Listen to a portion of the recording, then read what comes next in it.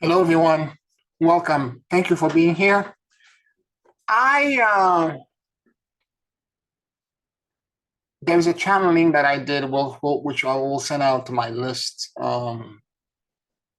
this week coming up, and I got so much information and so much realignment from the Galactic Region Council.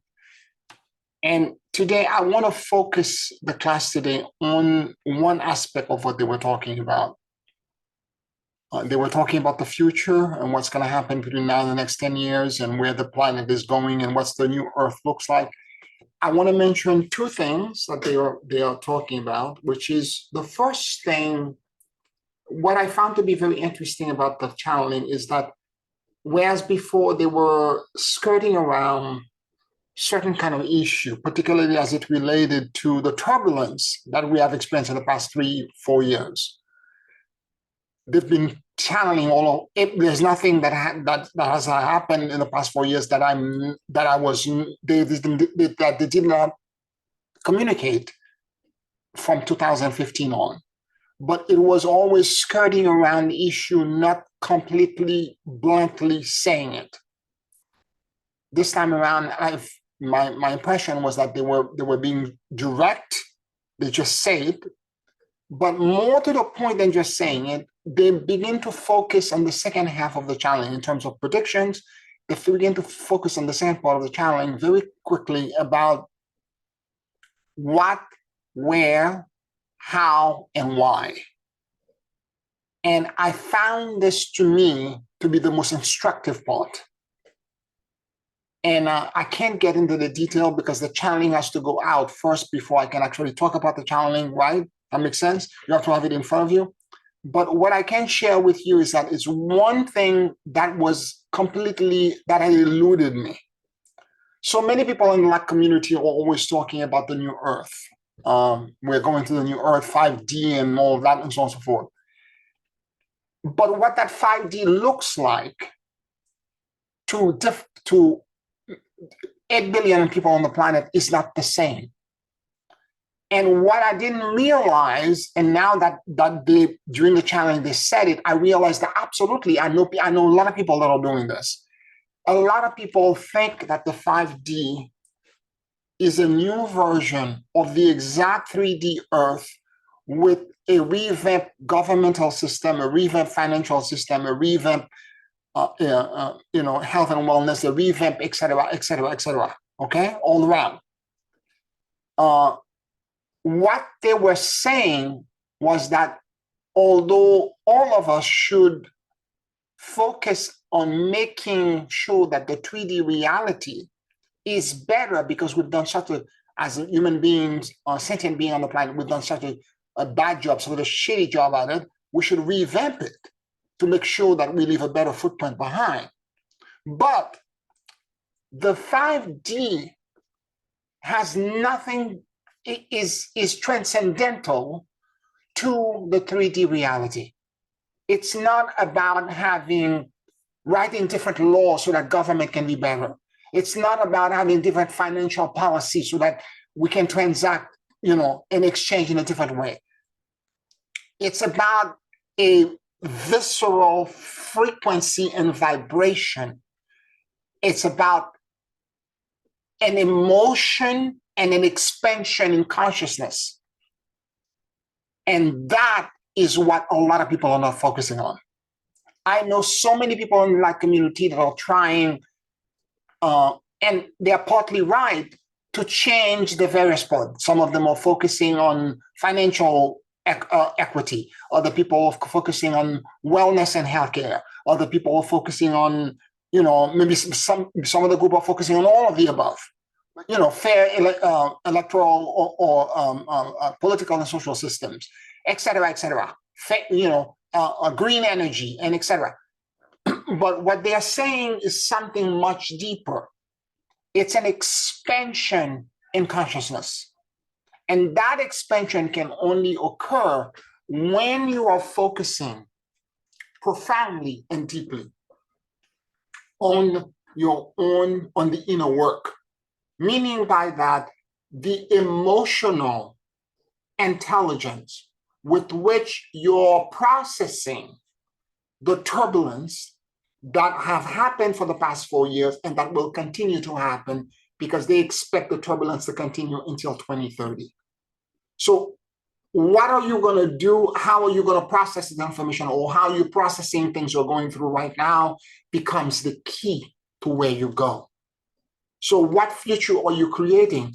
That future will depend on how you process what's being presented to you. You're going to end up having multiple customized events, even for somebody like me who think that I'm a teacher and I know what I'm doing. I was for months now dealing with something that was so big and so overwhelming that I had to ask for help. And that's the point as well. You cannot do this alone. If you're a lone wolf, you will not be able to make it. You need to find your tribe, your spiritual community, people with which you have a kinship with, that you can ask for help and that you can provide help to when they actually need it. This is categorically the truth, because the tests are too big and they're too immense, and they're going to trigger in a way so customized to you that you will have your hands tied and it will feel so overwhelming and so scared that even your practice will become difficult for you to do. Even your daily spiritual practice will become difficult for you to do. So the key to unpacking all of this, and it is not the truth, it's a gigantic illusion. But to you at the moment, when you're going through it, it will literally feel like it is completely 3D real, and it is absolute, and you're going to lose everything. And because of this, you got to figure out a way emotionally to process this mountain of emotion, or fear, or panic, or of feeling that you're out of alignment. And to me, there was fear, there was depression, and there was also a sense of being out of alignment with my center. I know what it feels like when I'm meditating, when I'm in alignment, when I'm in surrender. And it for 3 months, I couldn't get into that space, because whenever I tried to get to it, whatever the test was so big and so emotionally large that I couldn't find a way to surrender it. I kept doing, I release all attachment, fears, and control, and I surrender to the great emptiness and endless luminosity. I did this over and over again. I couldn't find it. It still was not detaching, because the test was so customized, and the tests are being created by the enemy, the force that's trying to stop us from achieving this great transcendence. Okay, and the obstacle was so big, and I felt like I was on a glue trap. I couldn't find a way out. And this is when I reached out to a few of my friends and people that I trust, and I asked them, pray for me, because I am in need of your prayer. I need you to help me move through this, right? And so I'm saying this because I want you to understand, listen carefully to what I'm telling you. The first thing is the community. You need to find what that community is. You cannot be by yourself, because if you're by yourself and you don't have that community, you will not be able to make it on your own. Second, is to learn how to process your emotion. What I'm talking about, it's emotional intelligence. And that emotional intelligence will ultimately lead into social intelligence. And that social intelligence will eventually lead into spiritual intelligence. Now, I'm going to break these 3 things down for you, because I want you to, through this class, to have a kind of outline, a sketch outline as to what these things actually mean. Because when you're going to your test, it's going to enter to a back door or blind spot. And all of a sudden, something in your life that was working okay will begin to clog and will begin to block and block in such a big way that you're going to feel completely overwhelmed by feelings and by emotions. And that will begin to be your test. Okay? And the way you process emotions is that, particularly when you're trying to be emotionally intelligent, you have to begin to ask yourself, well, first of all, instead of becoming reactive, instead of screaming and trying to fight and attack back, or that's one reaction, or feeling like a victim, that's another reaction. Try to not react. The 1, 2, 3 test. 1, realize it's a test. 2, count to 10, or if it's more than 10 to 100, 200, until you begin to have a sense of clarity as to what really is going on before you let your emotion flare up and explode. Because the tendency when you're going through these things is to hop and either go into panic, in fear, attack, or become a victim. And it could be all of the above at the same time. So instead of doing that, and because the moment you begin to act this way, the enemy will realize that it's succeeding. It's going to grip more into you. And the test will get bigger and bigger. And the more you're gesticulating, the more you're reacting in this manner, the bigger, the more the obstacle, the more immovable the obstacle will be. So the way you overcome this is that, and it's funny, I know this intellectually, but when I was going through this, I didn't have even the clarity to remember, because I teach this. I didn't have the clarity to remember. When I was talking to another friend of mine who was a Buddhist, and and I was asking him to do a prayer for me. He said, okay, I'm going to do a puja for you, and I'm going to help you, blah, blah, blah, and so on and so forth. But remember, Pierre, pranayama. Pranayama is breath control work.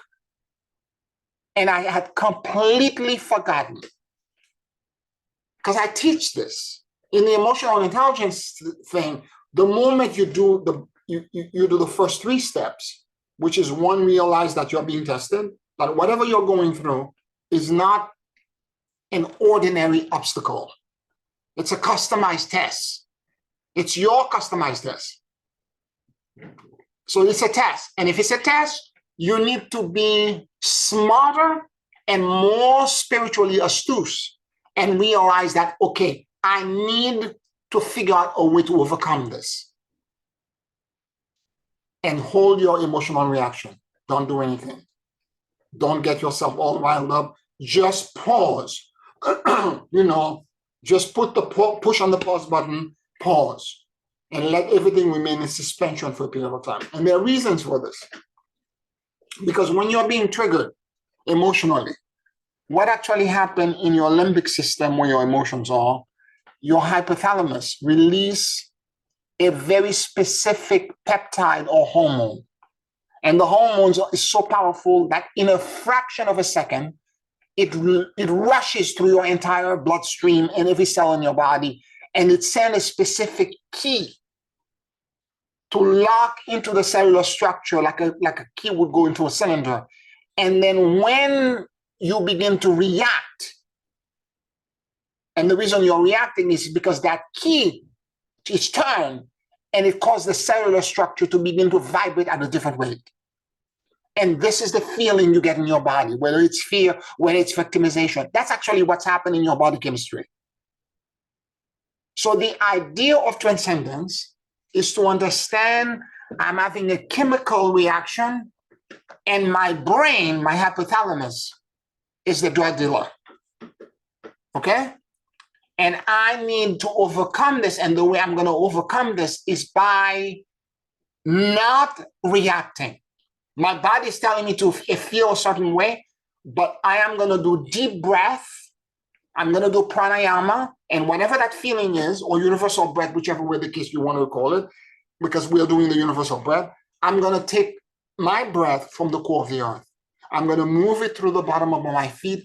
And whatever I'm feeling in my body, agitation, anger, rage, I want to attack, I'm going to move all of this. The attack, the agitation, the victimization, and I exhale it when it goes outside of my head. And I let it go into source. And when I feel at the pause and the retention of the breath, where I exhale completely, when I feel benevolence, kindness, love, and solution set in source, I let that blessing now, I inhale it back into me, and it begins to cascade through me, and I ground it into the core of the earth. And I do this at least 12 times in a row. And I'm telling you, the reminder was key to me because the emotion was so big for me, I couldn't even remember to do this. And it took somebody else on the outside to mirror it back to me. Remember, Pierre, pranayama. The moment he said this, I was like, oh, I haven't done universal breath in 3 months. I haven't remembered to do it in 3 months. Because that's what the test does to you. It creates a kind of amnesia to cause you to forget the protocol, the practice, what you used to do to actually help you move these negative energies, these fears, these internal things in your system. So I'm trying to remind you that when you do this, suddenly, and if you have more time, because the 12th breath will happen very quickly. It's not even 10 minutes. It's less than 10 minutes, 7 minutes. And when you are done with the 12th breath, if you have more time, you can do more if you want to. What eventually happens, you begin to discharge the cellular agitation, the key. Because what happened is that the spigot in the hypothalamus that's pumping this powerful hormone into your body. After not your body, because now you're transcending it, you're funneling that energy into something else, you're transmuting it. And because you're doing this transmutation work, what then happens is that the hypothalamus, not getting a reaction, will begin to close the spigot. And slowly it will trickle out. And the feeling and the way you are reacting will disappear. It will vanish. Now, beyond that point, after the vanishing happened, you begin now to have clarity. And the clarity is, this is what I need to do in order for this obstacle that appears in front of me in 3D to be gone. This is emotional intelligence 101. It's how to deal with these. And again, sometimes the overwhelming emotions, and the reason they are so big, it's because it's not just one emotion. It's a combination of things. You may be enraged, you may be disempowered, you may be afraid, you may feel destructive, like you want to break things down because you're so upset over the fact that or you may blame yourself. You may go, mea culpa, mea maxima culpa. If I had done this, if I didn't do this, if I had done, and you're whipping yourself, you're self-flagellating. Right? So, because when these emotions are coming in, again, query 101. So initially, when the feeling comes in, again, 1 to 3 steps. Once I get in past the 1 to 3 step, the breath, then I begin to ask myself, because I'm not running away from the feeling. What am I feeling? Where am I feeling it? And I wait for an answer each time. And what am I feeling? And sometimes the feeling is something really immense and huge. I don't know what it is. Okay, so if it's that big, is it one feeling or a combination of feelings? I wait for an answer. And if it's that big, it's going to be a combination of feelings. If it's a combination of feelings, what's the first feeling? What's the second one? And are there any others?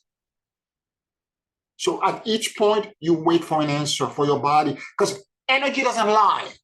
We are masters of this. We like ourselves all the time. When you're in that state after you do the breath, the universal breath, you're going to find that's when you have the clarity.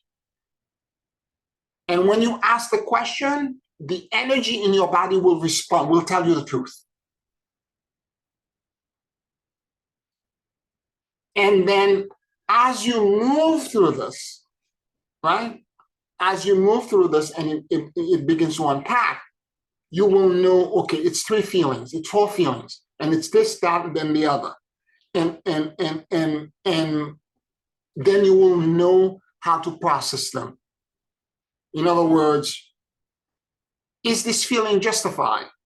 If I'm feeling fearful, if I feel remorseful and regretful, and I'm blaming myself, is this correct? Is it a correct assessment? Because you have the clarity at that moment, you will know exactly if it's a backdoor about a past event that occurred to you where you felt exactly the same way. In other words, is this the first time that I'm feeling this way, or have I felt this way before? Or put differently, when was the first time I felt regretful and remorseful over something that I've done? Maybe that's a back door that's open, that's allowing this external event to hook into me through that back door. Right? And if I can see the false belief that actually created this back door, or at that first instance where this occurred, I believe in something that was erroneous. I was made to believe that I was responsible for something I didn't do, that I was innocent at, and somebody was blaming me for it. So if I can actually see that and shift the awareness there, that back door is closed. So in a way, the event, the external thing that's triggering me is doing me a favor to go so deep and to discover all of this that I would not otherwise know. So that external thing is for my benefit. Right? So you process that first emotion this way, if it's 3 of them. Then you process the second. Then you process the third. And once all of that, these processes have gone, have moved through, and sometime, by the way, these processes, I know it was the case from my experience, it was past life stuff. When I asked for root cause of these feelings and emotion, first time it happened, it was past lives. Past life with the people that were co-creating this catastrophic, what appeared as a catastrophic thing for me. But in the long run, ended up being for my benefit. Because I discovered something I didn't know before. So as this is going on, all of that process is 100% emotional intelligence. Emotional intelligence is the management of your own internal emotional self. It's a movement between your cerebral analytical process and the feelings you have in your body and the energy, your energy body. And it's the back and forth, it's a conversation. And as you're going through this exchange, you're able to analyze when the mind and the heart are connected. You're able to analyze and get to the bottom of the truth. A lot of time, the suffering or the perception of suffering that we have is illegitimate. Because what we're really screaming and yelling, the external event may be hooked into you through a back door, and the real issue, the legitimate suffering, is the original problem. And what's happening externally is nothing more than a gigantic mirror to reflect to you that there is something you have forgotten inside of you. And in this instance, what you're feeling at the moment is illegitimate because it's not the source, it's not the root cause.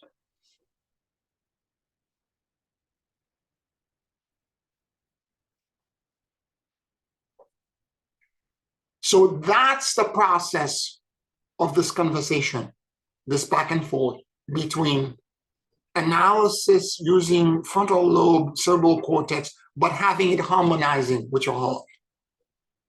And when that connection is created, you're able to see the truth of where you are, what you're feeling, the veracity of the external event. And sometimes it could be a mistake on your part. It could be something you've done. But typically speaking, in my experience, particularly when these tests are so big and these obstacles are that big, it has nothing to do with what actually is happening on the outside. It is connected deeply to some sort of past event in this lifetime when you were younger or in a past life, and it's a backdoor.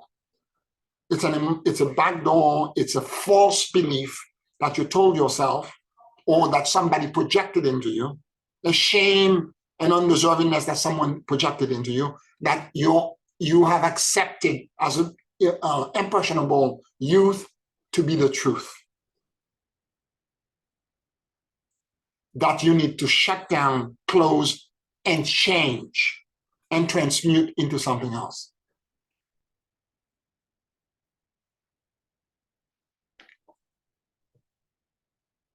Any questions, any comments you have about this?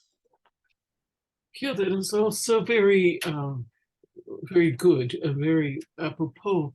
I wonder if you could just talk for a moment about how you then release what you've recognized from a past emotion, the back door, as you say. You said, yeah, we need to release it, but what do you recommend to do that? Yes. So, very good question, Janice. So, the thing that I do is that once I realize there's a back door, there's a false belief. Some of the false belief, sometimes some part of it might be my responsibility. It depends on what it is. If it is a negative program, let's say in the instance somebody told you, shut up, Janice, and when you were a kid too many times, and then you cannot express yourself, you don't have a voice. So that's a negative program. You can go back and write your own affirmation. You can ask that Master Dracul to remove that program for you on a continual basis when you go to sleep at night. And then during the day, when you wake up, you write a few lines of affirmation. Let's say, something to the effect that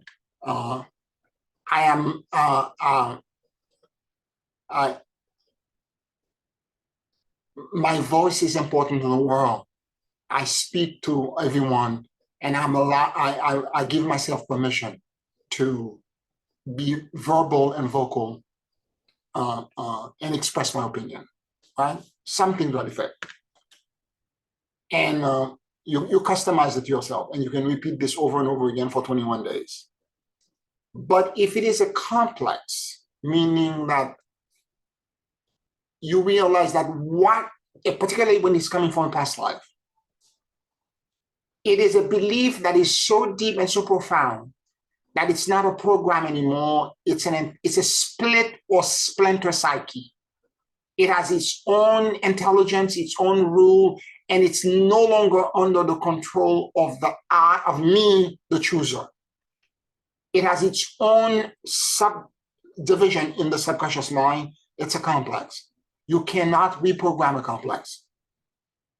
What you need to do then is to ask God, your higher power, however you perceive it, any ascended master, holy energies that you're working with, to God, offer it to God, say to God, I have this thing in me that's telling me this lie. I cannot move it. It's the step number 3 in AA. Realize that your addiction is greater than you, because addiction is a complex. It's greater than me.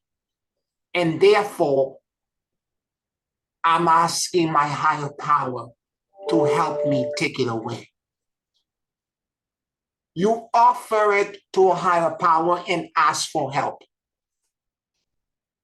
The spiritual hierarchy and all these higher beings are capable of doing a lot of things, but they will not violate your will and your volition. If you don't ask them to do, they will not do it. So in this instance, Janice, if you're having this kind of problem and this kind of issue, and you realize it's a complex, it's an old fear coming from past lives, and it's so immense. The analogy is the analogy of Chiron, who was the teacher of all of the demigods. And he was a great healer. And one time that he was teaching Hercules, and Hercules had battled this demon, and Hercules shot an arrow at the demon that cut him. And the arrow touched the blood of the demon, but somehow the blood, the arrow ricocheted and hit Chiron back in his leg. And so he got wounded because of it. But because the blood came from a demon blood, he had a wound he couldn't heal. Although he was a healer himself, he couldn't do nothing he could do. He was in pain. And in the end, what he did is that he asked Zeus to help him. As Zeus begged Zeus, and Zeus then elevated him into the heavens, and he became Sagittarius. So the idea is that the complex has to be given a different assignment. And what can give it a different assignment? Your higher power. I hope you got this, Janice. That's very, very interesting because I've been working over the years on one issue, and I think I've resolved it, but then it rears its head again. So maybe that's the path then to take as it's become, would you call it, a complex? A complex. In Jung psychoanalysis, that's what it's called. It's a complex. Okay. Complex is a splinter psyche. It's not, you cannot reprogram it. It cannot be reprogrammed. If you keep trying to reprogram it, it keeps showing up, it's because it's a complex. Interesting. Okay. Thank you. You need to, and when I'm asking for God to do this for me, I do the universal breath. When I'm asking God, I'm surrendering this to you. I see I take the breath from the core of the earth. I see the complex move outside of my body. I release it outside my head and I give it to God. I say, take this burden away from me. Just take it. Okay? As a way to release it into source. I will do that. Thank you. Yeah.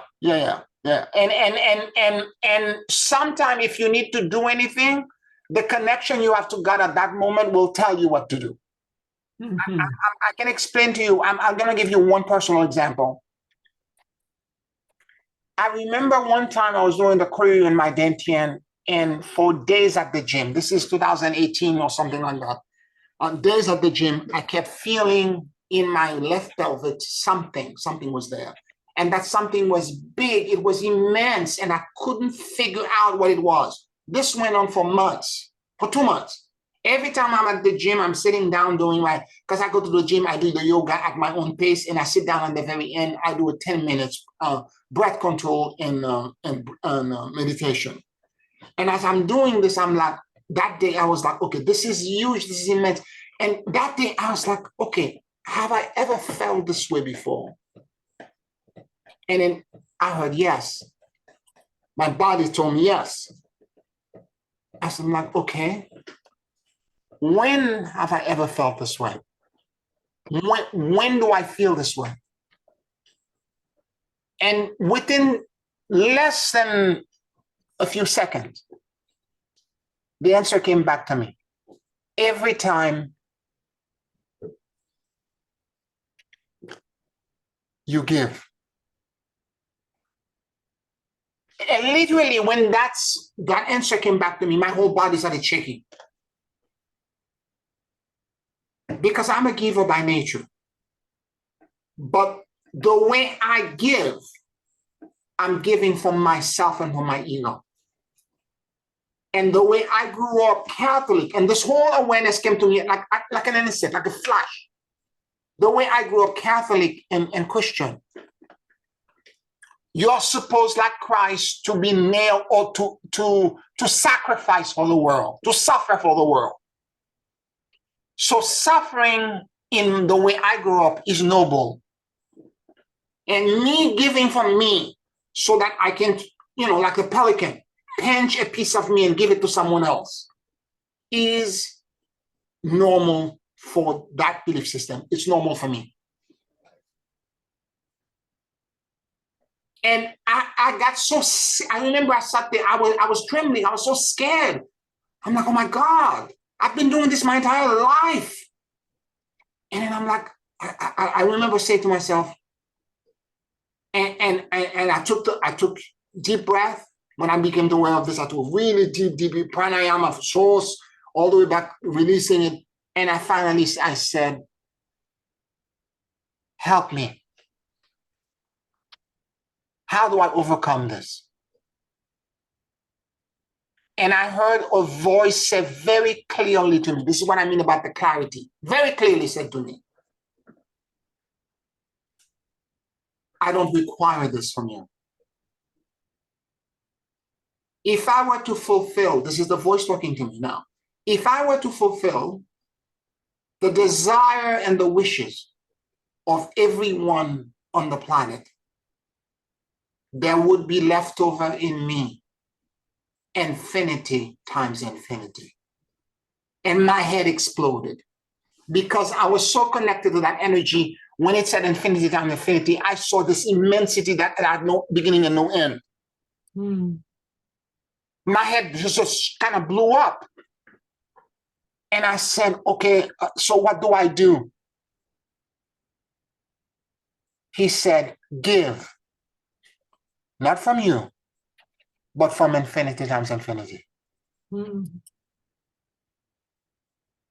That's what I mean about a reassignment.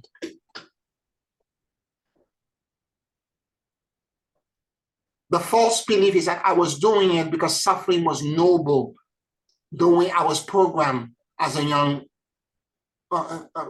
Catholic boy.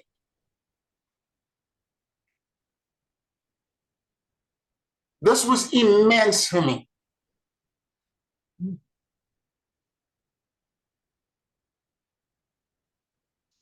This is pure emotional intelligence. Now, 2 weeks later, I felt great for a week and a half. I began to feel on the other side another something. And sure enough, but that one came quickly because it was connected. Because again, in my belief system, suffering is noble. And in the way I grew up, resources are limited, meaning the belief system in the church, resources are limited. This is why there is suffering. So I'm giving from myself, and more to the point, I will not receive from anyone else, because I'm not gonna take away from you, because it's me being selfish.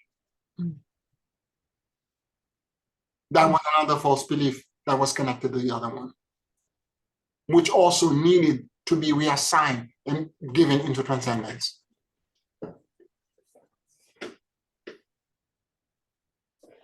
I hope this helps clarify the issue. Very helpful indeed. And thank you for the reminders. I'm sure I heard you say it before, but sometimes we need to hear it again. Yes. Pierre. Yes.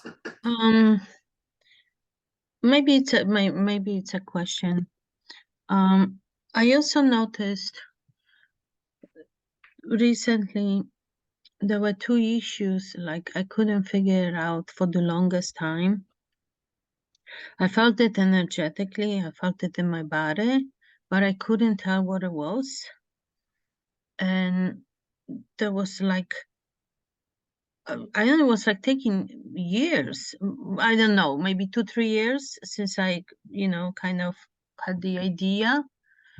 And but I kept on quitting, and because sometimes it's hard to put it in. It's an emotion, but it's hard to put it in words. So but I kept on quitting, and after doing quitting for so long, I got to know the energetic signature. And then I was actually on a train, and somebody, or I was listening to the radio, something like that, and somebody said the word, and when I heard the word, it went to that space, and that's how I connected. Yeah, beautiful. And actually, the word was transference. So it's hard to, like, when you quit it, to know what transference would feel like. I mean, it's it's kind of complicated, right? Um. So, but I just, like, I wouldn't give up, and that was my reward. I mean, when it hit me, I was like, oh, what a what a relief. And then I had something similar happen last night, where I was also, I saw the sign, I saw the energetic signature, and it wasn't complicated, but still it wasn't clicking. It wasn't clicking for me.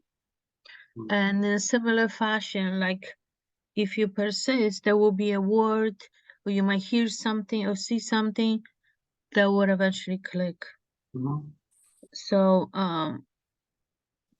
I mean, I think this can happen, especially if you kind of trap in that bubble, right? When it's harder to quit it in the first place, and then it's harder to even, like, do morphogenic listening. Because I know morphogenic listening works, but at the same time, if I'm in that bubble and it's strong, then I'm almost like, at least to my mind, it's like I'm trying to listen and I don't feel like I can. Although I'm learning with experience that I can still receive in truth. So I'm kind of becoming a little more flexible, that it's like, even though I don't feel in alignment, it doesn't feel like I can get anything, it's still worth listening, because in fact I am still listening. Right. And in fact, you're not even disconnected to your truth, to your true energetic body. Right. It is the fact that the enemy is making you feel disempowered, that you're not capable, giving you amnesia and making you feel like you're not capable to be aligned. You don't have the strength or the energy or the motivation to even try to align yourself. Yeah. But, like everything else, practice makes it perfect. That's right. That's right. Because if you do the universal breath, then all of a sudden the alignment returns back. Yeah. And it's also like the muscle, right? Yes. When your connection becomes stronger, when you practice enough, eventually, bubble or no bubble, you're still gonna be in that space. Yes. And Maybe. And it also says a lot about community, because this is why you have a gym body. Because days you don't want to work out, where you are like, I'm going to blow the gym today. But if you have a gym body and the gym body says, no, we're not doing this, we're going to the gym, we're going to work out, and you do the same for them. So the days that your biorhythm is off, they help you, and vice versa. Yeah. So when you have a community, the day, like I was saying, when I had my issue, I talked to my friend, and my friend said to me that day, remember, Pierre, pranayama? I'm like, oh, the universal breath. I haven't done this. I didn't realize, and when I calculated, it's almost 3 months. And the moment I did it, the clarity returned. I was back to where I was before, and I could have shortcut 3 months of feeling like I was in the void, or in no man's land, in a landscape I didn't understand. I don't know where I am. Yeah. It seems to me some of these tests are kind of deeper now, and it takes longer. Yes. but the persistence pays off. Yes. You know, it's definitely pays off. And then and there will be something or someone, a sound or voice or something that will give the clarity. Yes. Yes. And then I also learning to trust that even though I don't feel aligned, to still do the breath, something will come back to me. Even if it doesn't come back right there, Yeah. it can come back next day. Yeah, absolutely. Right? Because sometimes if you're not aligned, you still getting it, and then when you maybe you daydreaming or you're on a train and suddenly the knowing comes too. Absolutely. So I'm also learning not to be discouraged if I don't feel it immediately, Absolutely. because it can be kind of disappointing, you know. Yeah, yeah, absolutely. Absolutely. Beautiful, beautiful, beautiful. Now to social intelligence. If you do this practice long enough, the same way that you're listening to yourself and your energy system, the same way you go into a surrender, into inner place, and you don't automatically react. This is then that same muscle is now being projected to people that are around you. So when you walk into a room, to begin with, your torsion field might overlap somebody's torsion field, because when you're in that awareness in your heart space, it's 8 foot in diameter. So you're able, through your amygdala and the mirror neuron that exists in you, you're able to sense and perceive what's in other people and vice versa. Okay? And because of this, you can begin to perceive and understand, at least in general terms, the moods and like if somebody is angry, if somebody is victimized, if somebody is unhappy, or somebody is joyous, if somebody is feel a sense of success, you can begin to feel very quickly how someone is feeling. And part of that skill set is also to understand the body language, to pay attention to how someone is answering. So someone is talking to you, they're saying yes, and they're doing this, yes, and they're shaking their head side to side, they're lying. Their body is telling you no. Do you understand what I'm saying? So you have to understand basic body language. If you're talking to somebody about something, and as you're talking to them, they begin to close their arm or they close their leg, they are not receiving what you're saying. Stop the conversation. It's not going in. Change the conversation to something else. They're not receiving it. Or if they begin to change the conversation or they drift off, they're looking somewhere else and they're not paying attention to you. They're not interested, or they're trying to escape what you're saying, particularly when you're having a difficult conversation. We all can agree to disagree. And there are times when we have to have conversations that are uncomfortable, but there is a way to have the conversation. The way I do this is that before I have those kind of conversations, I pray and I say the Ho'oponopono to the person multiple times. Once I've done it enough, I've said the Ho'oponopono enough time, and I feel that I'm in a place, and the way I approach it when I have the conversation is that I say to the person, so and so and so, I want to thank you for everything you have provided in my life. You compliment them first. I want to say thank you for everything, that the lessons I learned from you and all the things that were beneficial to our exchange. However, when this, that, or the other occur, and listen carefully to the way I say it, when this, that, or the other occur, I felt this way. Not, you did this to me. When you did this to me, the moment you do this, the person is going to battle you.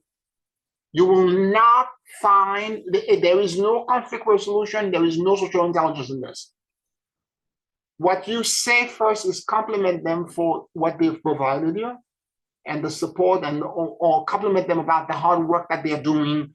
If they're in your business and your affair, compliment them for something.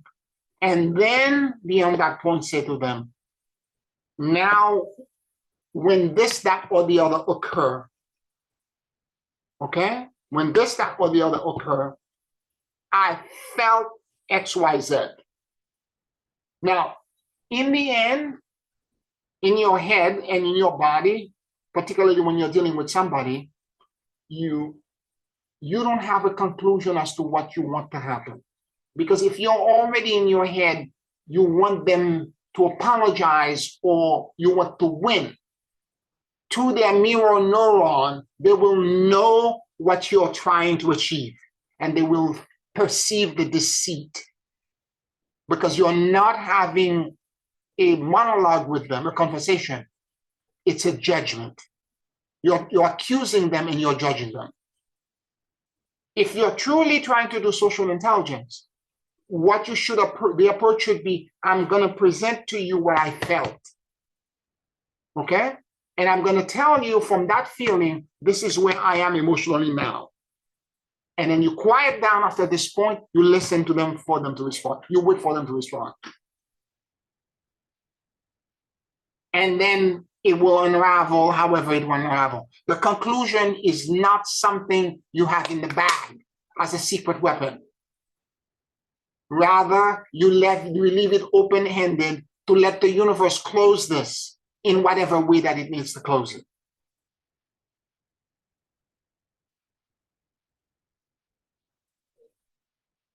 This is how social intelligence happens. You can pick up things from people. You can sense what they're feeling through their body language by paying simple attention to social intelligence is connected to you listening, not hearing. This is the key. Everybody hears, but very few people listen. Listening is to let the information go in, not just to your ear, but to your feelings, your emotion. Let everything go in without judging the person, without jumping to conclusion and saying, oh, you're wrong, blah, blah, blah, and trying to respond because you want to win. When somebody else is talking, remain quiet to all parts of your body. Like Kuan Yin, listen. Listen. And as you listen like this, the mirror neuron will tell you if the person is being deceitful, you will know it. If they are being truthful, you will know. A lot of time when I'm doing a coaching session, that's why I'm a great coach. When I'm doing coaching session, that's the state I'm in. And a lot of time the client says something, they don't mean to be deceitful. They are lying to themselves. And when they say certain things, I'm like, okay, because I can feel the incongruency. I can see what there's a part in their story and the narrative, something is wrong. And I say, okay, go back. What did you just say? Go back. Explain this to me without judgment. I'm not judging them. I'm trying to help them see an incongruity in what they're saying. It's listening with your entire being, as if every cell in your body had ears. It's truly listening. It's not you bothering them. It's not them bothering you.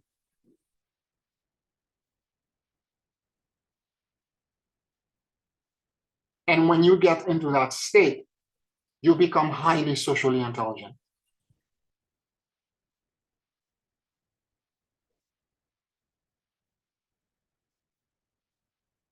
And with that, yes, go ahead. I'm sorry, Pierre, if I have a question, if that's okay. Sure.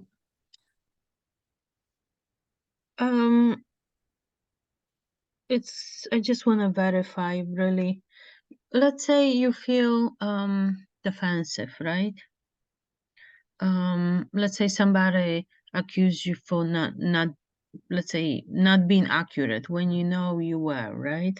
Mm-hmm. And you feel defensive because you feel like that's not true. That's not true, right? I did do whatever I needed to do. Is that not listening, or is that also like boundaries issue perhaps, where you go to that space? Okay, Depending on the situation, what I would suggest for you is this. Don't respond right away. Let them finish what they're saying. Yeah. Okay?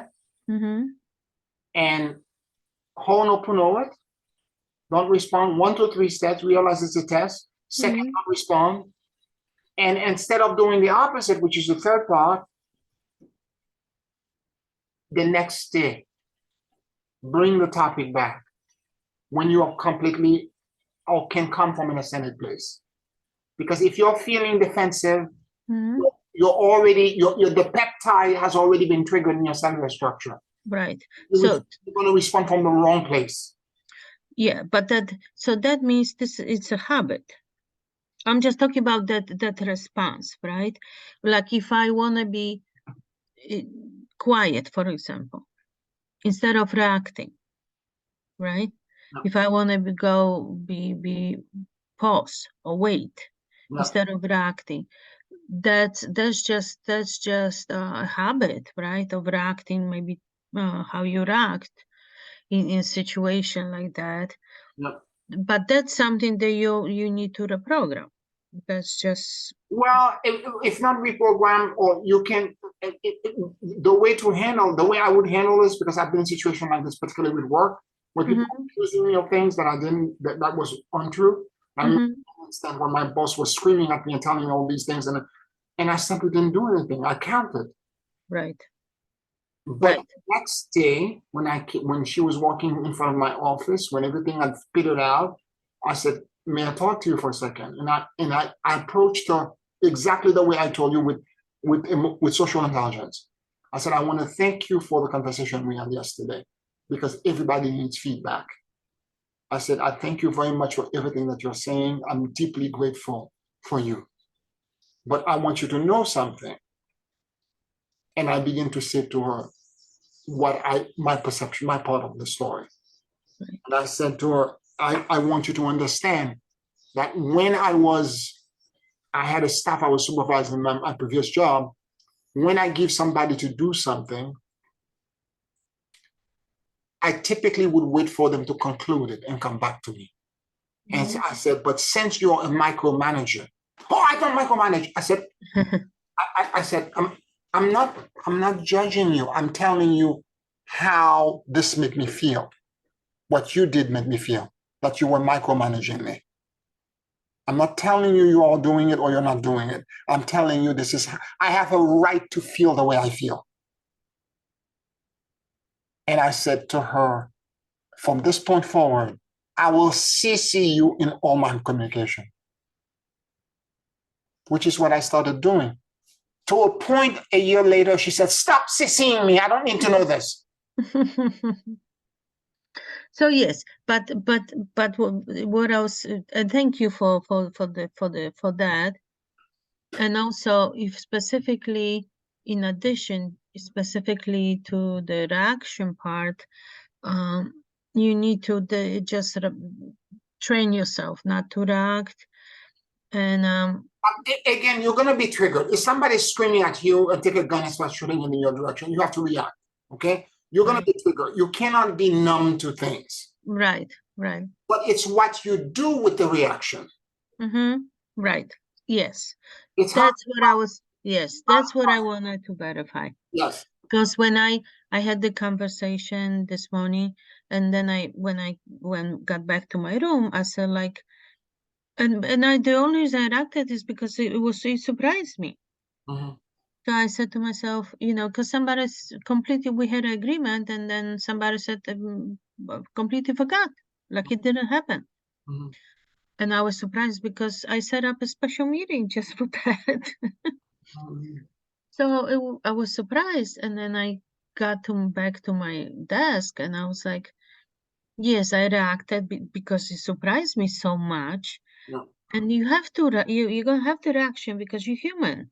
Yeah, of course. But then you like you said, what do you do with it, right? Yes. And that's like the second step. And then And I'm gonna say something here that's gonna sound sexist, but it's not. Men and women react very differently. what I mean to say is that if a man, and this is why men and women often go into fight in marriages.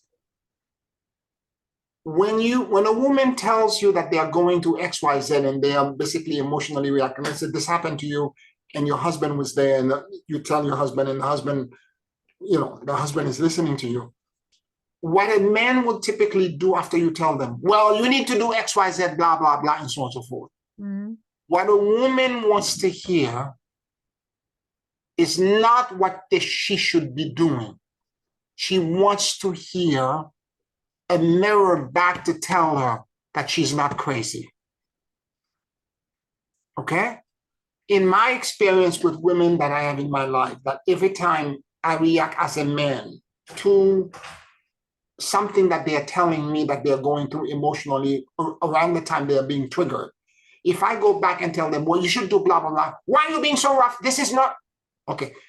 I'm not trying to be rough. I'm reacting the way genetically I'm wired, which is we try to find solutions. Yes, yes, totally. You understand? This totally, yeah. We're wired to find solutions. Yeah, totally. Okay. Yeah. And so I have to remember this sometime as a man when I'm talking to women in my life. I have to remember this to say, to kind of like, just don't say anything about the solution and listen to them and just say, I'm so sorry. And just hold space for them to ferment their feeling at the moment.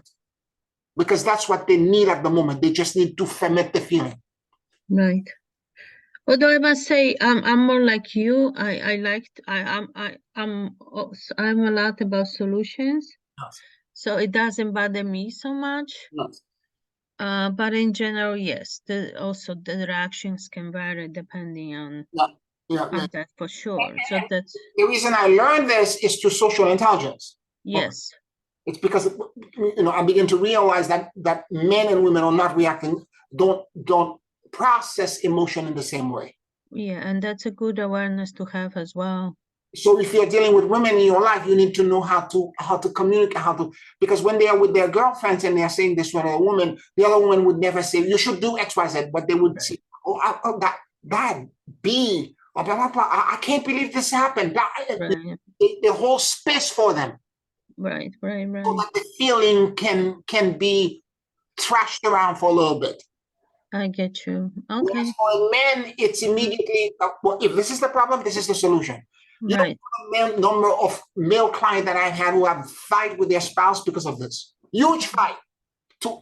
In several instances, cause separation because of this. Well, maybe it needed to happen. but it's a question of wiring or different wiring. Yes, that's an interesting perception. Yeah. And again, this is social intelligence. Right. Yes, that's true too.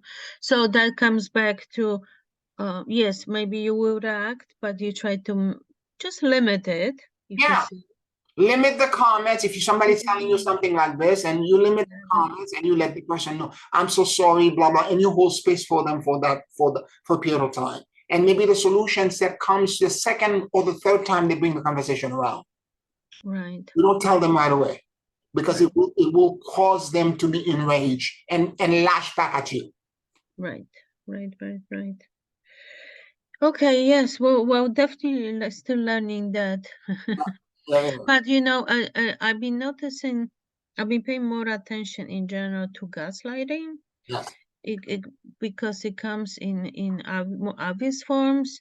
Sometimes it comes in more subtle forms. Yes. And it's interesting because it's kind of like, it's also, there's a lot of it, I think, right now. Usually there's also happening in the news or on the internet.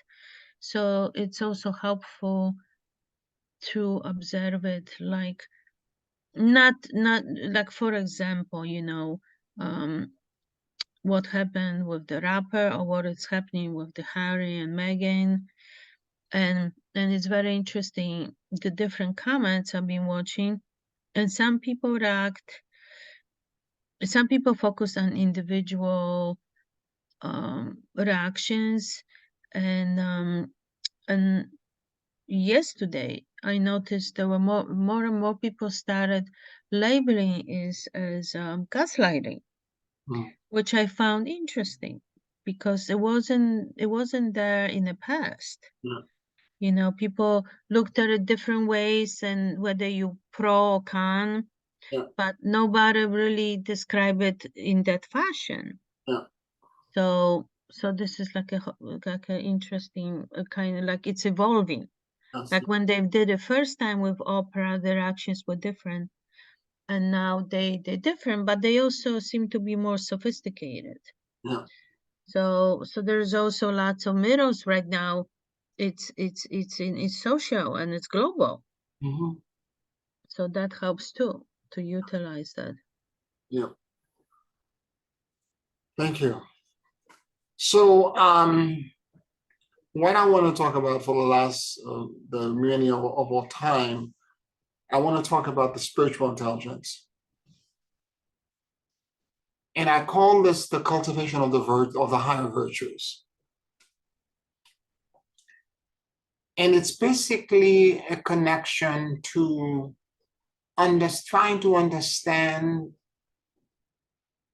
frequencies and vibration and higher virtues that were connected to us, because typical average human being on the planet experience maybe 5 or 6 emotions.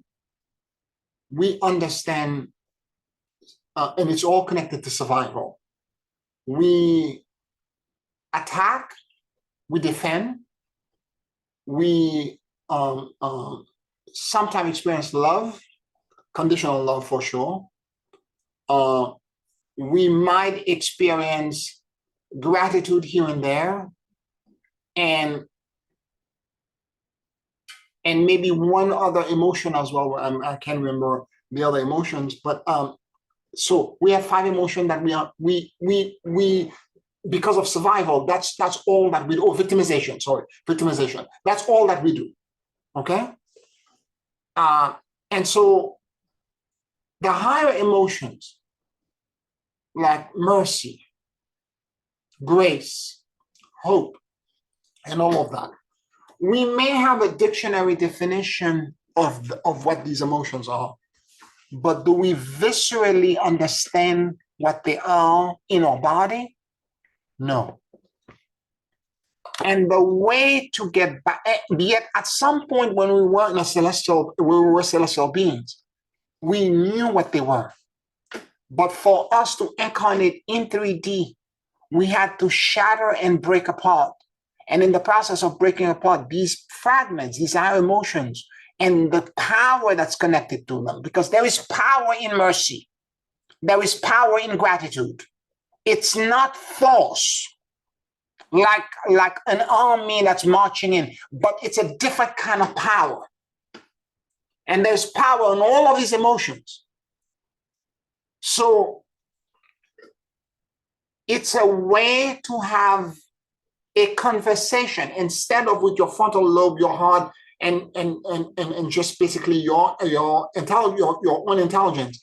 It's to actually connect to your monad, your spiritual family, who fragment of yourself that you have chatted all over dimension, times, and space.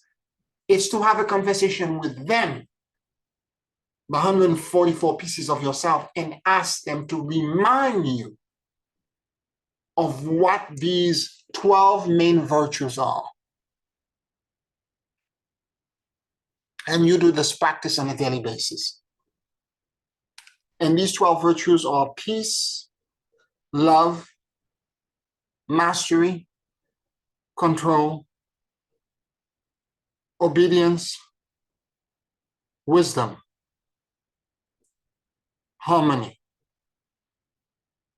gratitude, justice,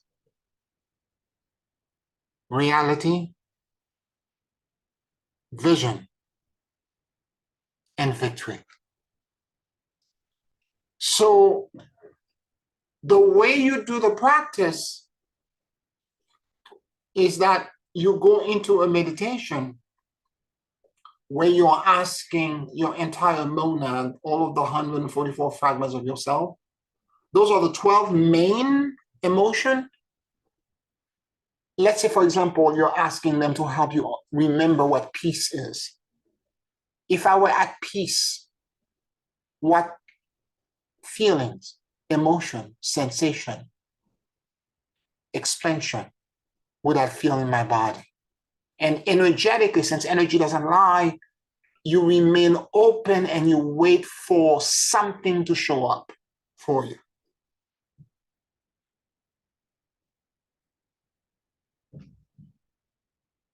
It's the same kind of conversation that I was having when I did the emotional intelligence exercise, but this time I'm doing it with spiritual parts of me that are already ascended. This is why it's spiritual intelligence. You're trying to remember. If it was, for example, obedience, if I were truly obedient, what sensations, perceptions, feelings, emotion would this create in me? And then you wait for whatever wants to show up to show up.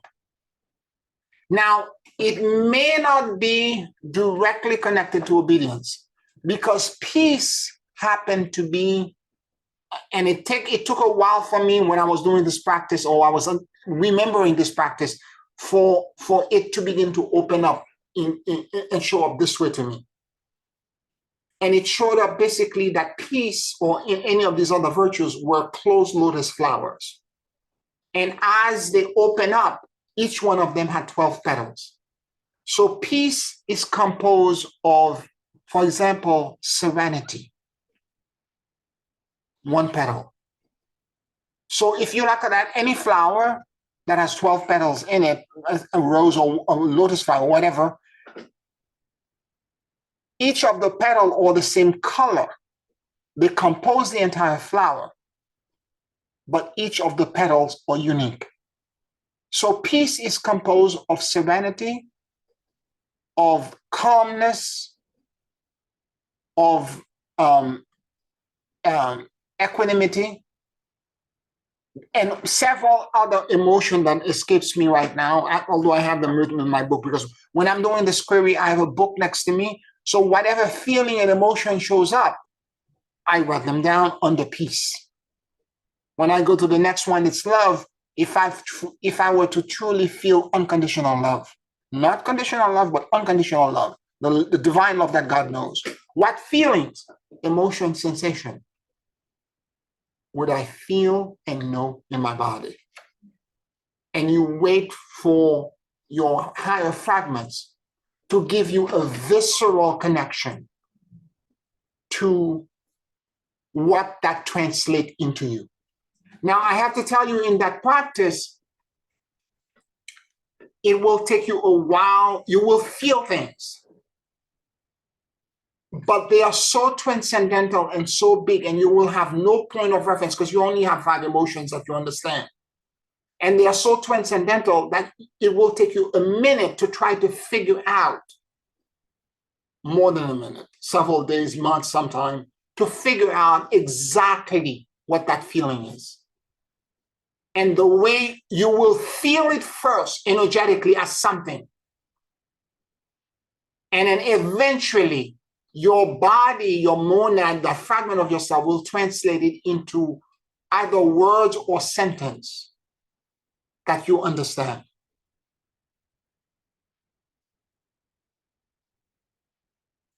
I'm going to give you an example. And this one was huge for me because it was very impactful. Because I had an abstract understanding to up to that point to that particular emotion. So when I got to gratitude in the practice, because I do these emotions one by one, one after the other, when I got into gratitude, I was feeling something immense, like a giant column, something big, something huge. And I'm like, I don't know what this is, but something is there, something is there. And this went on for almost a month and a half, almost 2 months. And then one day I just sat and again, at that point, I'm listening with every cell in my body to my higher fragments. my already ascended fragments. I'm listening to them. If I were truly grateful, what would I feel? What would I know? What would I understand in me? And I remember that the first thing that showed up, and I waited and waited and waited, I heard reverence. And I remember at that point, I was confused. I was like tilting my head to the side. I'm like, reverence? And I remember then I asked that part of me that was conversing with me, that the higher part of me that was conversing with me, how does reverence connect to gratitude?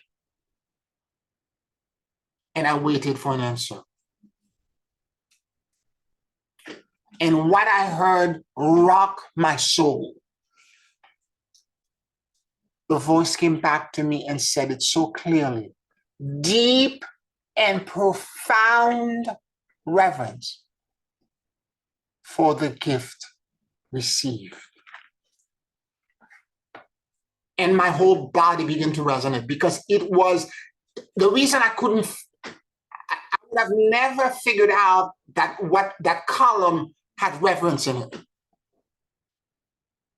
Because I never connected gratitude and reverence in the same thing.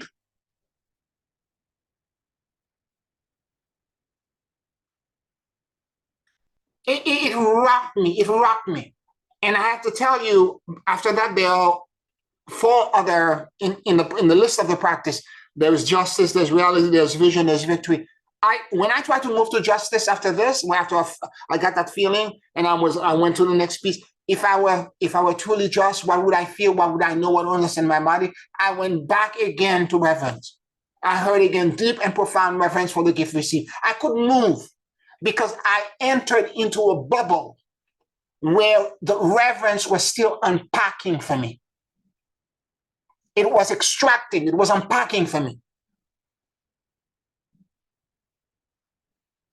And I had to sit with it. And even in the next day, when I started at the top, if I were at peace, what would I feel? Forget it. I couldn't. Everything was about the gratitude for 2 days.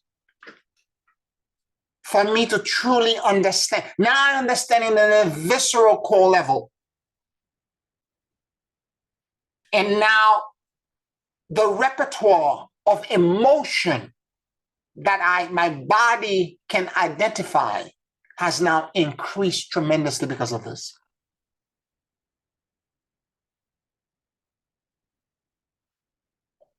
This is spiritual intelligence. And it's an advanced thing, so you need to go first to your own emotional intelligence, then social intelligence, and then spiritual intelligence. It has to be done in that order.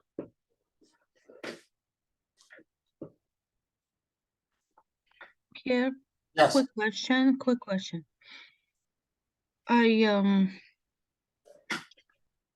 If we are doing, let's say, if I'm doing the Antara Sutra, yes. Is it helpful to do the virtues in addition to that? Like, are you saying that you're doing both? When are you going to have the time to do all of this, Ursula? No, but let's say if I find the time. If you have the time, by all means do it. But I'm telling you, in a normal person's life who's working, there's no time to do all of these things. Well, because the reason I'm asking is that I felt like what might be helpful is to kind of do like a refresher. But the way I was thinking about this is like maybe not doing every day, but I've more like a let me just say it, because when you go through it, you get to a certain virtue and then you stop, then you stop there. And sometimes if you do this, it can help you clarify which virtue you're actually working on. So maybe maybe you don't need to do this every day, but maybe you do it, I don't know, what's needed, or you do it once a week to kind of as an additional tool, perhaps. Yeah, you can do it this way. You need to use your own discernment and Right. self-assessment to know where you are. You have Yeah. all the tools in your toolbox. Mm-hmm. Question of knowing, do I need a hammer or a screwdriver? Right. Yeah. But were you saying that you doing it right now, or you were just using this as an No, I'm example? using this as an example. Example. I'm not doing it right now. No, Right. I'm not doing it right Okay. now. Okay. Well, anyway, or maybe it was just trying to tell me that maybe I processed enough of something and I'm moving on to something else. Maybe that's what it was trying to tell me also. Yeah, because there is we're doing a lot of other advanced stuff as well. Yeah. And if you have the time, by all means, do it As a refresher or as a something. refresher. Yes, absolutely, absolutely. Yeah, because I know I was doing a lot of control, obviously. Yeah. Control and obedience, but now I might be all these years, Yeah. but I might be shifting to something else, but might be helpful just to point you out to which virtue you're working on. Yeah. Hey, Okay, well, I was just curious if you were actually doing it. no, I'm not doing this right now. No. Okay. I'm just asking because it kind of showed up, but then now I'm thinking maybe that's what it was, just to point me to something. Right. Okay, thank you. You're welcome.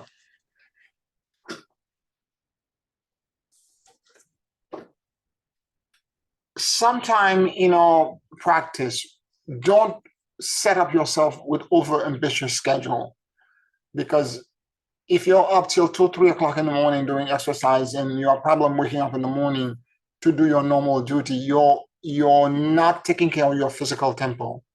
It's an imbalanced practice. So there's a lot of very powerful tools that I'm giving you. Maybe you cannot use all of them at the same time. So it's better to do a self-assessment and realize that's what I need now. That's what. And when we did the cultivation of the virtue for several 3 months stint at a time.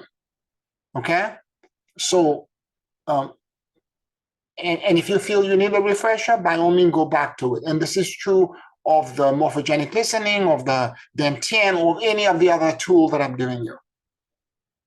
You use your discernment to find out. And today I wanted to talk about these 3 ways of working on your intelligence, because given what I know about the predictions and what's going to happen for the next, between now and October and November of next year, the tests are not stopping. The challenges are not stopping. If anything, they're going to become stronger and stronger. And we need to be better spiritually equipped. And what I'm pointing out to you is that these tools that I just mentioned, the emotional intelligence, the social intelligence, and the spiritual intelligence, are the way to overcome faster.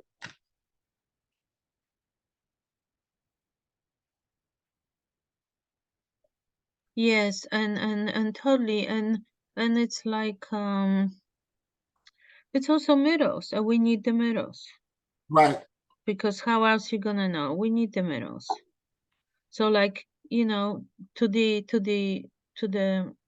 point that it's manageable, when I see mirrors at work, I'm not even reacting anymore. Yeah. I'm just saying, oh, this is my mirror, and I take it home, I take it home. And I just treat it as a mirror, and I work with it, and that's where it ends. I'm not even engaging Yeah. as much as I can, because I know I need the mirror, especially like if you live alone. Yeah. Like for me, when I'm single, I live alone. I don't have family to be my mirror. Right. And I pretty much work alone also most of the time. Like I don't interact with, I'm not in a coffee shop where I see people all day long. So if I see a mirror, I respect it. Yeah. Yeah. I respect it, I acknowledge it, and take it home and work with it. Yeah. Because I know I need them. Yeah. All right, let's take a 5-minute break and then we'll do the closing meditation on the back end, okay? 5 minutes.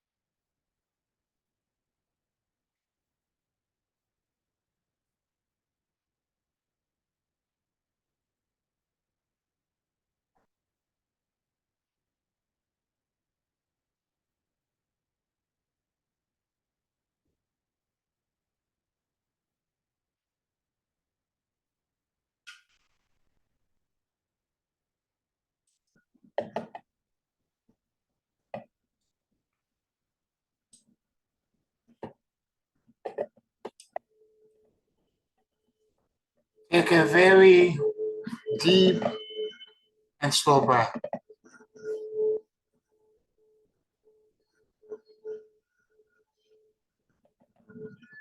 And as you inhale and exhale deeply and slowly.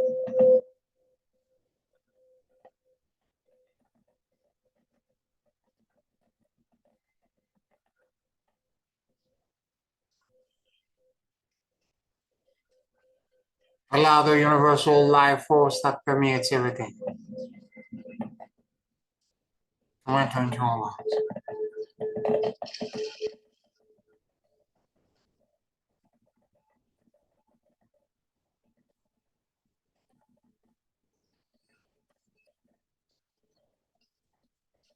Keep breathing deeply and slowly.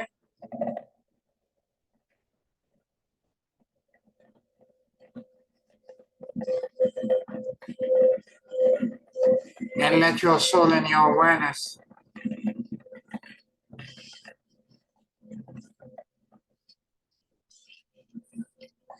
drop in the middle of your chest.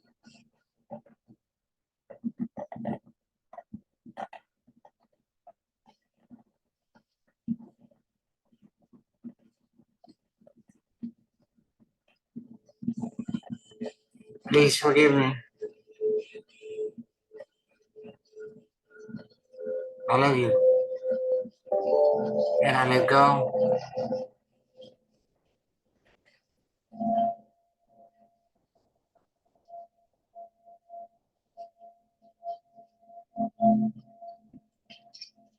Keep breathing deeply and slowly.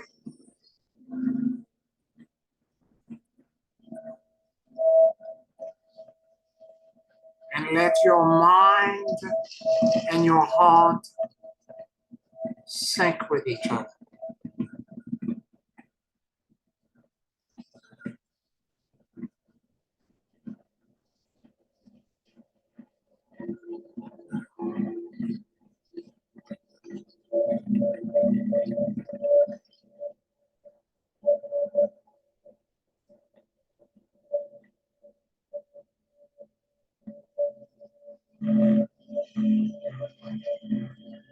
Become aware of all of the 360-degree expansion of awareness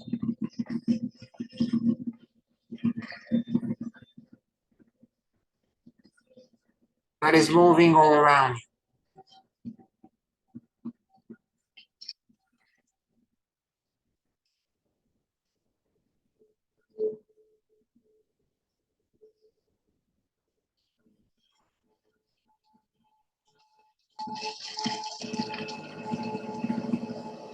Keep breathing deeply and slowly.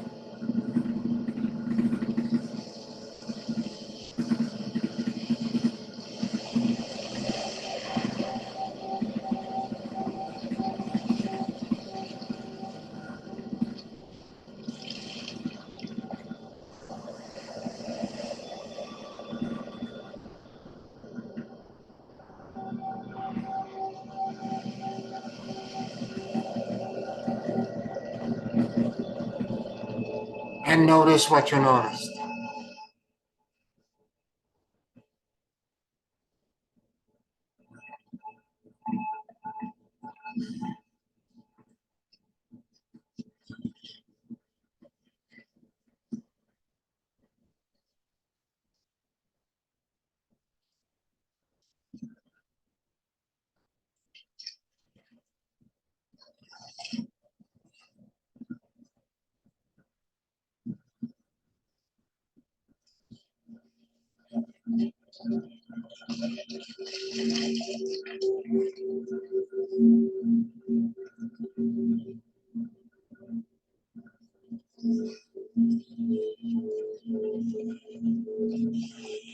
Listen.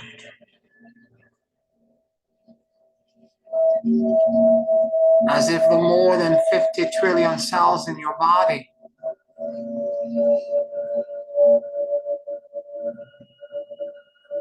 had ears.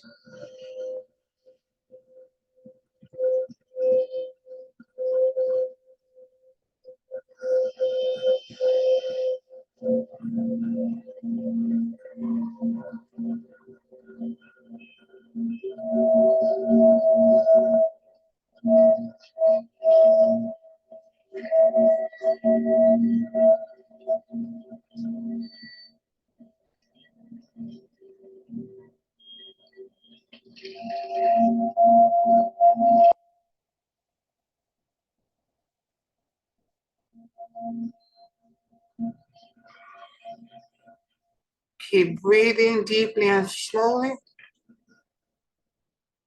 and become aware of any resistance,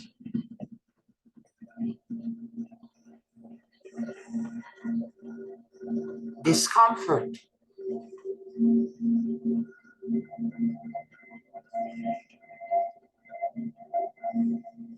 triggers, and emotions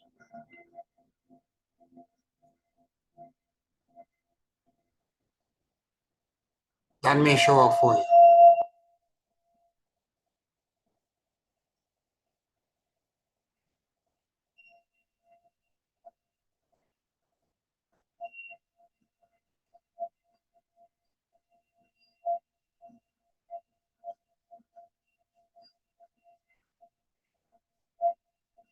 Take a very deep and slow breath.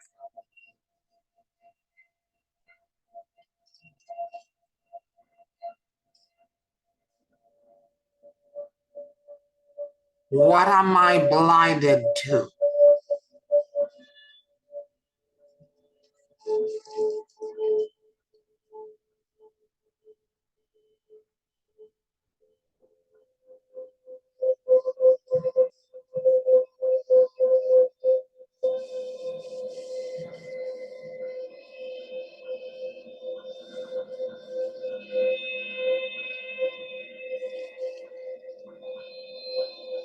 What am I not seeing?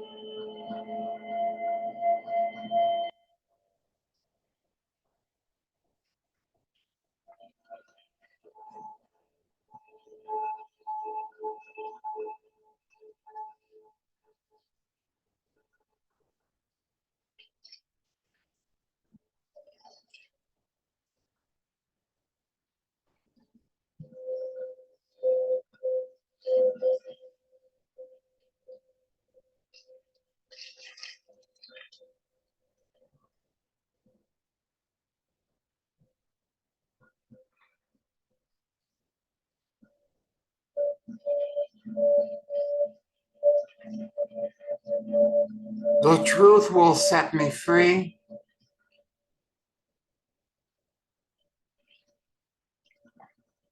What am I feeling?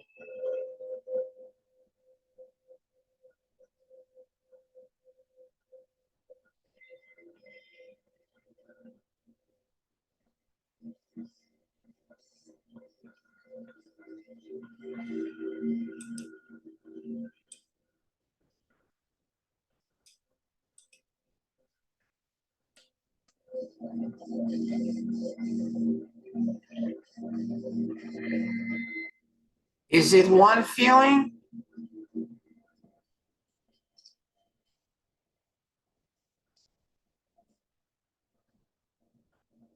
Or a combination of multiple feelings?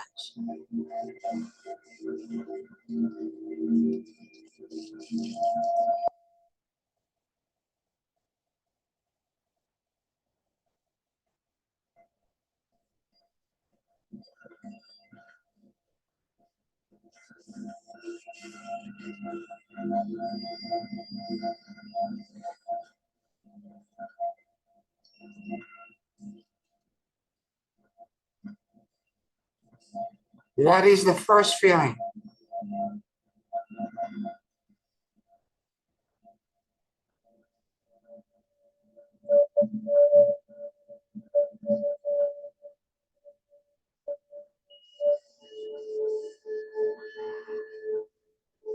The second feeling?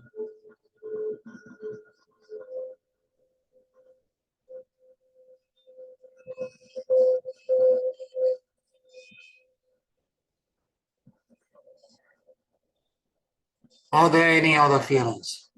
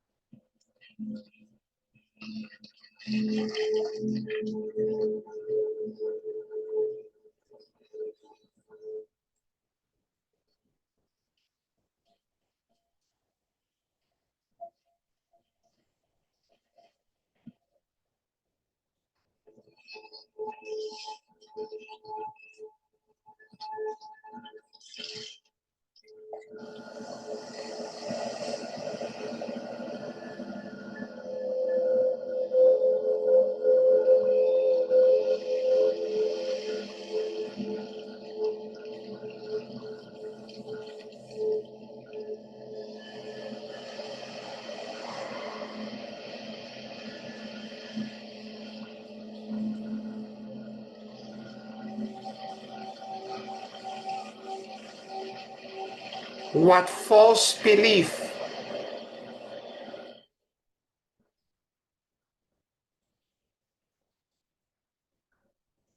is the root cause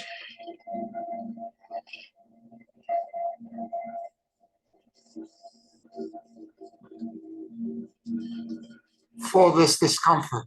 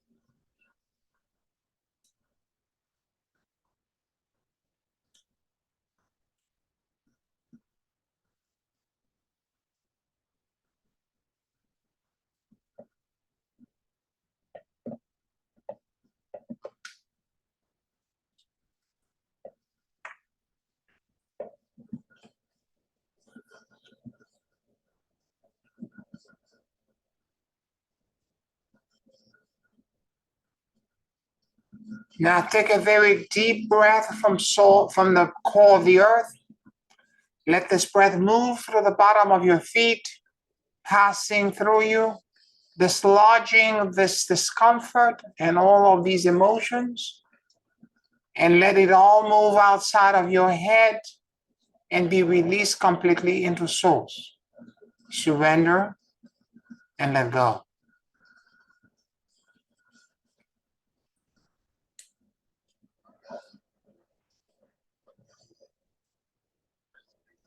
Now take a very deep breath from source, allowing the healing and the repairs that you need. The scalar invert of this vibration and frequency to cascade into the top of your head, moving through your body, passing through you, and dropping into the core of the earth.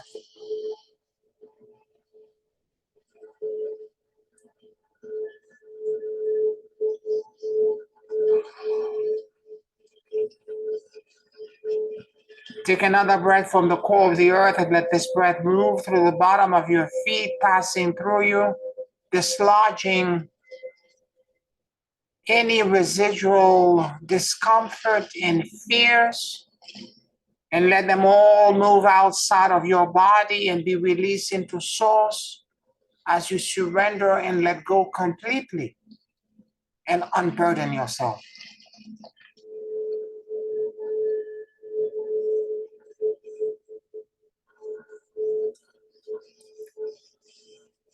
Now take a very deep breath from source, allowing the solution set and the repairs that you need to come in. Take a very deep breath from source and let this energy cascade into your being, passing through the top of your head, moving through your body, and dropping into the very core of the earth.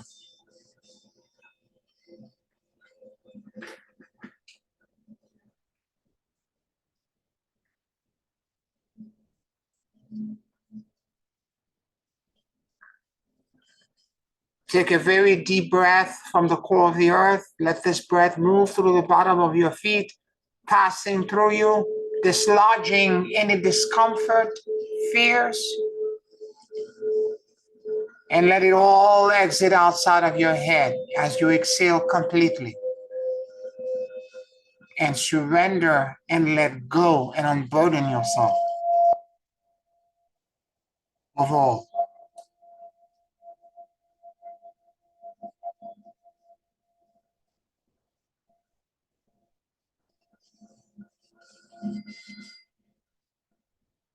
Now let the infinity times infinity bring you the change, the transformation, the healing, and the instantaneous and miraculous transformation that you need. Let it all come to you from source as you inhale all of this and bring it into the top of your head, passing through your body. And let it all ground into the core of the earth.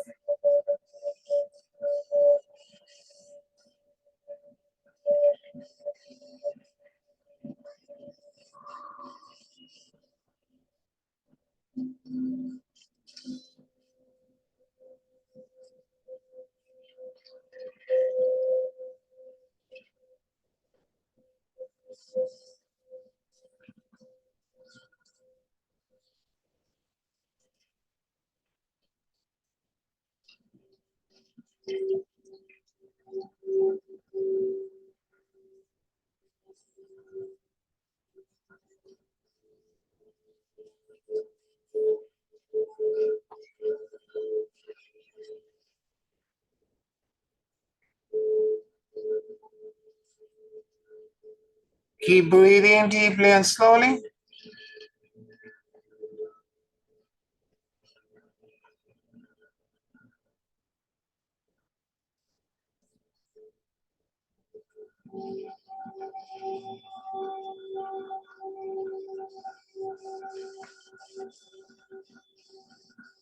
Thank you for the blessings. I accept the gifts and I receive with gratitude. Take a very deep and slow breath. And whenever you feel ready, you can open your eyes.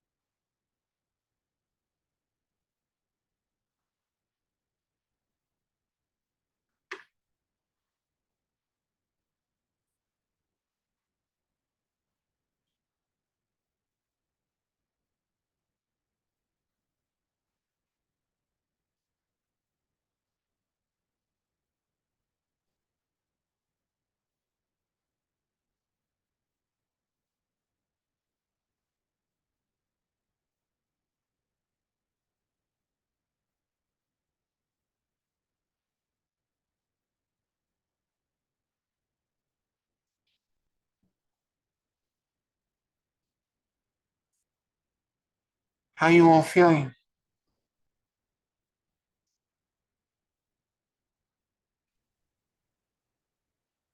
Oh, I don't want to say lost, I guess um,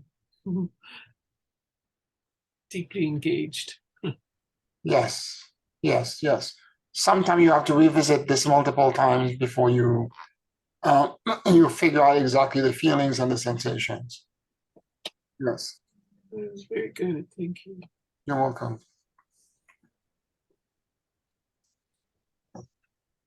I want to thank you all for listening tonight and for participating in the class. I want to thank all my supporters on Patreon. I also want to thank all of you who are listening to me on YouTube. Please like this video, give us a thumbs up, subscribe to the channel, share this with everybody else that you know on mass media if you're benefiting from this. I want to thank you all again. Deep love, and I'll talk to you next week. Blessings, everyone. Good night. Thank you, Pierre. Good night, everyone. Good night.